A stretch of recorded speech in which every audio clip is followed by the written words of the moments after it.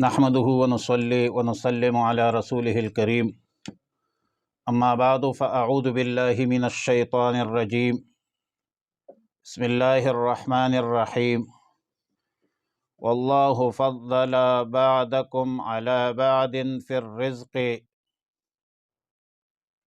پارہ نمبر 14، سورۃ النحل، رکوع نمبر 10، آیت نمبر 71، 72، 73 اور 74۔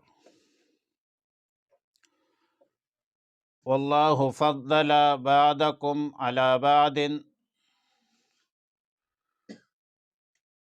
اور اللہ نے فضیلت دی ہے تم میں سے بعض کو بعض پر، پھر رزق میں۔ فمن الذین، پس نہیں ہے وہ لوگ، فضلوا، جنہیں برتری دی گئی، براد رزقہم، لٹانے والے اپنی روزی کو، علی ما ملکت ایمانہم، ان پر جو مملوک ہے ان کے، فہم فیہ سواء، کہ وہ اس میں برابر ہو جائے۔ افبنعمت اللہ یجحدون، پس کیا تم اللہ کی نعمت کا انکار کرتے ہو؟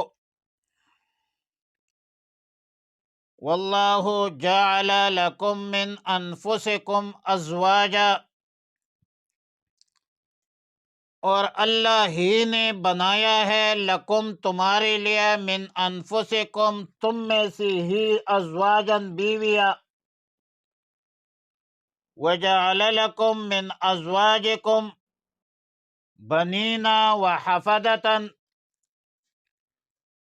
اور اس نے پیدا کی ہے، بنایا ہے تمہارے لیے، من ازواجکم تمہاری بیویوں میں سے، بنینا بیٹے، وحفدتن اور پوتے، ورزقکم من الطیبات، اور اس نے روزی دی ہے تمہیں، من الطیبات پاکیزہ چیزوں سے۔ افبالباطل یؤمنون، کیا تم باطل کو مانتے ہو؟ وبنعمت اللہ ہم یکفرون، اور نعمت الہی کا وہ انکار کرتے ہیں۔ وَيَعْبُدُونَ، اور عبادت کرتے ہیں، من دون اللہ اللہ کے بغیر، ما لا یملک لہم رزقا، جو ان کے مالک نہیں ہے ان کے لیے رزق کی، من السماوات آسمانوں میں سے، والارض زمین میں سے، شیئا کچھ بھی، اے شیئا قلیلا، ولا یستطیعون، اور نہ وہ طاقت رکھتے ہیں۔ فلا تضربوا للہ الامثال، پس بیان نہ کرو اللہ کے لیے مثالیں۔ ان اللہ یعلم، اللہ جانتا ہے، وانتم لا تعلمون، اور تم نہیں جانتے۔ مذکورہ آیتوں میں اللہ کی نعمتوں کا تذکرہ ہے، دعوت ہے توحید کی طرف، اور ترغیب ہے، تاکید ہے شرک سے، کفر سے، انکار سے بچنے کی۔ اولاً تو یہ ارشاد فرمایا کہ واللہ فضل بعضکم علی بعض فی الرزق، اللہ تعالی نے تم میں بعض کو بعض پر رزق کے حوالے سے فضیلت دی ہے، اور یہاں رزق سے اللہ کی عطا کردہ انعامات مراد ہے۔ انعامات کے حوالے سے بعض کو بعض پر برتری حاصل ہے، فوقیت حاصل ہے، فضیلت حاصل ہے، بعض کو کم انعامات ملے ہے، بعض کو زیادہ ملے ہے، بعض کو درمیانے درجے کے ملے ہے، کسی کے پاس مال و دولت زیادہ ہے، کسی کے پاس مال و دولت کم ہے، بعض کے پاس درمیانے درجے کے ہے، اس طرح بعض کی اولاد نہیں ہے، بعض کے پاس ہے، بعض کے پاس درمیانے درجے کے علم ہے، دولت ہے، یہ سب چیزیں اللہ کے انعامات ہیں، اور یہ کمی بیشی بتقاضائے حکمت الہی ہے، یہ اللہ کی حکمت کا تقاضا ہے۔ دیکھو، اگر سب لوگ مالدار ہو جائے یا سب غریب اور فقیر ہو جائے تو دنیا کا نظام پھر کیسے چلے گا؟ دنیا کا نظام پھر ٹھیک نہیں چلے گا، اور نہ چل سکتا ہے۔ سب استاد بن جائے، شاگرد نہیں ہو تو پھر استاد کس کو پڑھائیں گے؟ جب لوگ برابر ہے تو کوئی کسی سے کیا کام لے سکے گا؟ نہیں لے سکتا، برابر ہی نہیں ہے۔ محنت کش طبقہ، مزدور طبقہ نہ ہو تو زراعت کا نظام کیسے چلے گا؟ کاشتکاری کا نظام کیسے چلے گا؟ کارخانوں میں کام کون کرے گا؟ کاشتکاری اور فیکٹریاں تو بند ہو جائے گی کیونکہ مزدور نہیں رہے گا۔ ظاہر ہے کہ ہر انسان جو ہے وہ مدنی الطبع ہے، ہر انسان کا اپنا اپنا کام ہے، اپنا اپنا ہنر ہے۔ ایک شخص بے شک بہت بڑا ہنرمند ہو لیکن وہ دوسرے ہنرمند کا محتاج ہوتا ہے، لہذا سوسائٹی میں، معاشرے میں، شہری زندگی میں کوئی ڈاکٹر ہے، کوئی انجینئر ہے، کوئی عالم ہے، کوئی مزدور ہے، کوئی مالدار ہے، کوئی ٹھیکیدار ہے، اور ہر شخص کو اس کے ہنر کے مطابق اجرت اور مزدوری بھی ملتی ہے۔ ہنرمند دوسرے ہنرمند کا محتاج ہے، حتیٰ کہ ایک مالدار ترین شخص کیوں نہ ہو، لیکن وہ بھی مزدور کا محتاج ہوتا ہے۔ لہذا سوسائٹی میں، معاشرے میں، شہری زندگی میں ایک شخص پیسے لیتا ہے، دوسرا شخص کام کرتا ہے۔ انسانوں کی ضرورتیں مختلف انواع کی شکل میں پوری ہو رہی ہے، اور اللہ تعالیٰ نے دنیا کے نظام کو ٹھیک طرح چلانے کے لیے کسی کو مال دیا ہے، کسی کو ہنر دیا ہے۔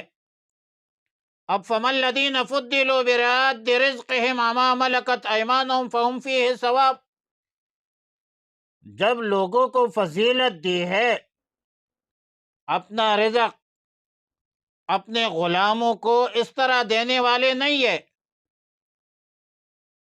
کہ وہ سب اس میں برابر ہو جائے، ایسا نہیں ہوتا، برابری نہیں ہے۔ اور اس میں مفسرین لکھتے ہیں کہ رد ہے مشرکین پر، مشرکین کے قول کی تردید ہے کہ تم اپنے غلاموں کو اپنے برابر نہیں رکھ سکتے، تم اپنے غلاموں کو اپنے برابر دیکھ نہیں سکتے، سن نہیں سکتے، بٹھا نہیں سکتے۔ اور آج کے تعلیم یافتہ دور میں بھی یہ جو چودھری ہے، خان ہے، نواب ہے، سردار ہے، کیا وہ ماتحتوں کو اپنے ساتھ چارپائی پر بٹھا دیتے ہیں؟ کتنا ظلم کرتے ہیں۔ موجودہ دور کی بات کرتا ہوں، برابری کا درجہ نہیں دے سکتے، تو تمہیں پھر کہ یہ کیسے گوارا ہے کہ اللہ کی مخلوق اور مملوک کو اللہ کے برابر کرتے ہو، غیر اللہ کو اللہ کی عبادت میں شریک اور سہیم بناتے ہو۔ تم بھی مخلوق ہو، تمہارے غلام بھی مخلوق ہے، تمہارے نوکر چاکر بھی مخلوق ہے۔ اب تم مخلوق ہو، تمہیں گوارا نہیں کہ دوسرے مخلوق کو اپنے برابر بٹھا سکو، پھر تم خالق رب کائنات کے ساتھ کسی مخلوق کو کیسے برابر کر سکتے ہو؟ کیوں شرک کرتے ہو؟ کیوں مستحق عبادت سمجھتے ہو؟ افبنعمت اللہ یجحدون، کہ اللہ کی نعمتوں کی تم انکار کرتے ہو؟ نعمتیں بھی اللہ نے دی ہے، اور عبادت بھی غیر اللہ کو سمجھتے ہو، بناتے ہو۔ مطلب یہ ہے کہ تم اللہ کی نعمتوں کے انکاری ہو گئے ہو۔ نعمت عطا کرنے والا اللہ کی ذات ہے، جس کا تقاضا یہی ہے کہ تم صرف اور صرف اللہ کی عبادت کرو، غیر اللہ کی عبادت نہ کرو، اور نیز غیر اللہ کی عبادت اللہ کی نعمتوں کا انکار ہے، اور شرک اور کفران نعمت ہے۔ آیت نمبر 72 میں فرمایا وَاللَّهُ جَعَلَ لَكُم مِّنْ أَنفُسِكُمْ أَزْوَاجًا، اللہ تعالیٰ نے تمہارے لیے تم میں سے ہی بیویاں بنائی ہے، یعنی تمہارے جن سے بنایا ہے۔ حضرت آدم علیہ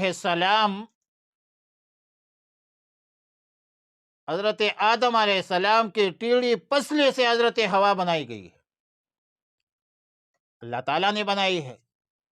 اب تم بھی انسان ہو، وہ بھی انسان تھے، پھر اللہ تعالیٰ نے ان بیویوں سے تمہارے لیے بیٹے پیدا فرمائے ہیں، پھر ان بیٹوں کے بیٹے پوتے پیدا کیے ہیں، اور تمہاری نسل آگے چل رہی ہے، بڑھ رہی ہے۔ ان پوتوں کو، نواسوں کو دیکھ کر بندہ خوش بھی ہو جاتا ہے، اور یہ اولاد اللہ کی نعمتیں ہیں۔ اللہ کی نعمتوں کے ناشکری نہ کرو، اور اولاد جب نعمت ہے، امانت ہے، تو امانت میں خیانت نہ کرو، نعمت کی ناشکری نہ کرو، ان اولاد کی تعلیم و تربیت کا خیال رکھو۔ وَرَزَقَكُم مِّنَ الطَّيِّبَاتِ، اللہ نے تمہیں عمدہ چیزیں کھانے کے لیے عطا فرمائی ہے، سبزیاں ہے، پھل فروٹ، گوشت، قسم قسم خوراک ہے، نعمتیں روزانہ استعمال کرتے ہو۔ أَفَبِالْبَاطِلِ يُؤْمِنُونَ وَبِنِعْمَةِ اللَّهِ هُمْ يَكْفُرُونَ، کیا پھر وہ بھی ان باطل پر ایمان لاتے ہو، اللہ کی نعمتوں کی ناشکری کرتے ہو؟ اللہ تعالی معبود حقیقی ہے، اس کے ساتھ کسی غیر کو شریک بنا کر، سہیم بنا کر تم ناشکری کرتے ہو، جو ایک بیوقوفانہ بنڈی سی دلیل ہے۔ اور آیت نمبر 73 میں فرمایا کہ وَيَعْبُدُونَ مِن دُونِ اللَّهِ مَا لَا يَمْلِكُ لَهُمْ رِزْقًا مِّنَ السَّمَاوَاتِ وَالْأَرْضِ شَيْئًا قَلِيلًا،